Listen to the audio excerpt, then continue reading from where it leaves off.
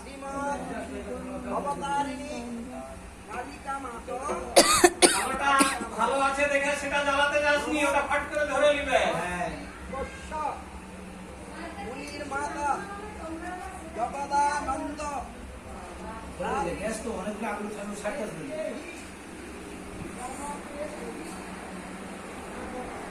এই সামনে দিকে জুতা ছিল না এখন একটু ফাঁকা আছে।